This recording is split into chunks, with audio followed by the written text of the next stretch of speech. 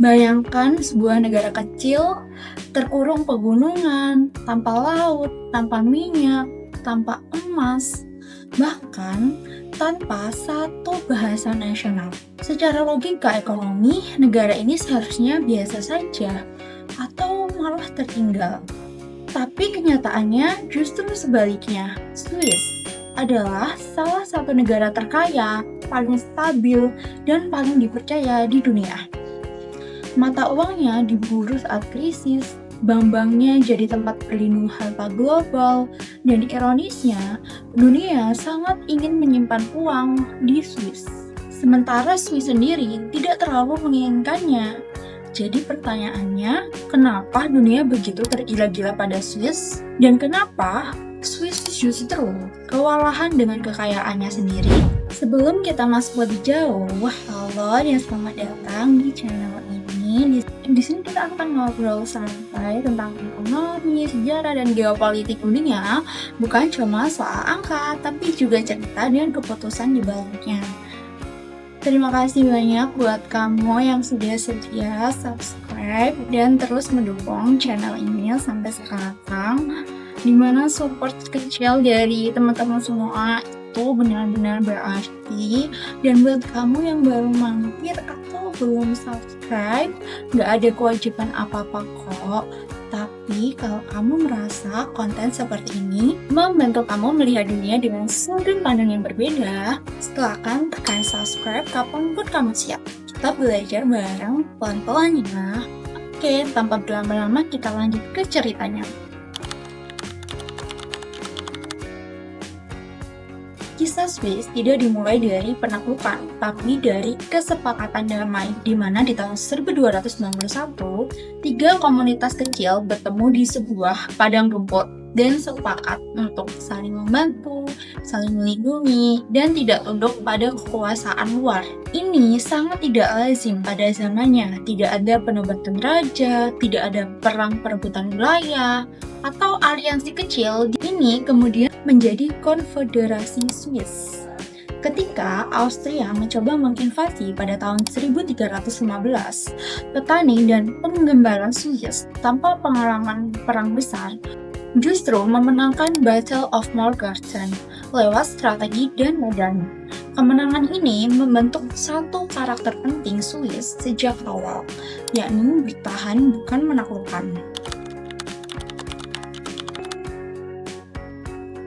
Titik balik terbesar Swiss itu terjadi di tahun 1515, di mana saat mereka itu dikalahkan oleh Prancis di Battle of Marignano. Alih-alih balas dendam nih, Swiss melakukan hal yang tak terduga. Mereka menyerah dan memilih damai. Dari sinilah lahir prinsip yang kelak menjadi DNA Swiss, yakni netralitas permanen Swiss berhenti berperang sebagai negara, tapi menjual jasa militernya sebagai tentara bayaran. Manusia menjadi ekspor utama Swiss, dan selama berabad-abad, Swiss dikenal sebagai disiplin, solid, dan bisa dipercaya, di mana satu nilai kunci mulai terbentuk, reputasi.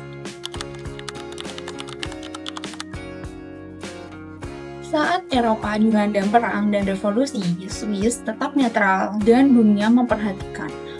Orang-orang kaya dari Prancis, Jerman, Italia, hingga Austria mulai berpikir, kalau negaraku hancur, kemana aku bisa menyimpan uangku dengan aman?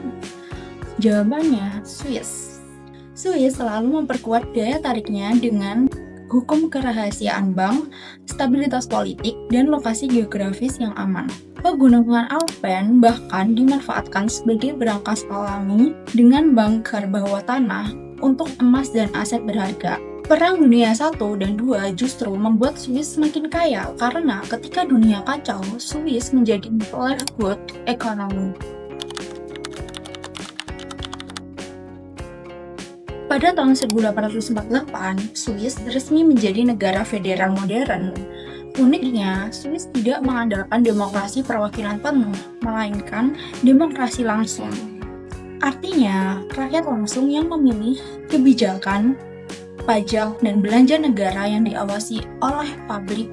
Perubahan besar butuh referendum, dan dampaknya pajak relatif rendah, kebijakan sangat stabil, dan perubahan berjalan lambat. Stabilitas inilah yang membuat dunia makin percaya pada Swiss.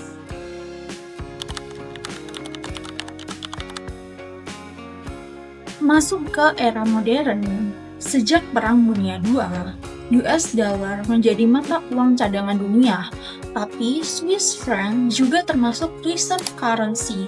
Kenapa? Karena inflasi Swiss sangat rendah, ekonomi stabil dan nilainya selalu naik dalam jangka panjang.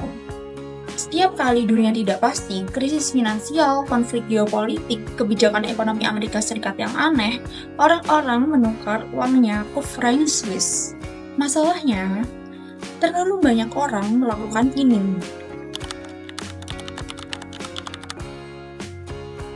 Mata uang yang terlalu kuat bukan selalu kabar baik bagi Swiss. Ekspor jadi mahal, industri bisa tertekan, dan risiko deflasi meningkat.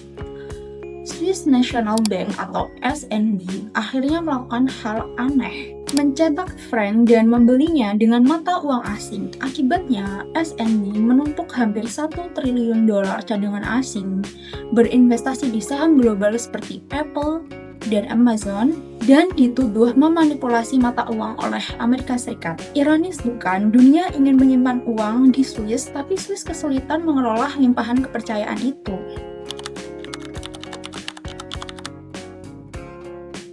Swiss bukan cuma soal bank, mereka unggul di jam tangan presisi, farmasi dan kimia, teknologi medis, makanan premium seperti coklat dan keju. Swiss juga sangat inovatif. Ada aluminium foil, sikat gigi elektrik, hingga sistem transportasi paling tepat waktu di dunia. Ini membuktikan bahwa mata uang kuat tidak otomatis menghancurkan industri kalau didukung produktivitas dan kualitas. Swiss mengajarkan satu hal penting, bahwa kekayaan bukan soal sumber daya alam, tapi soal kepercayaan, institusi yang stabil, dan konsistensi kebijakan. Swiss tidak kaya karena menaklukkan dunia, tapi karena dunia mempercayainya. Dan di dunia yang semakin tidak stabil ini, kepercayaan adalah aset paling mahal. Kalau kamu suka pembahasan ekonomi global, sejarah, dan geopolitik dari sudut pandang yang lebih dalam dan runtut, jangan lupa untuk like, subscribe, dan share video ini. Karena di balik angka dan grafik, ekonomi selalu punya cerita.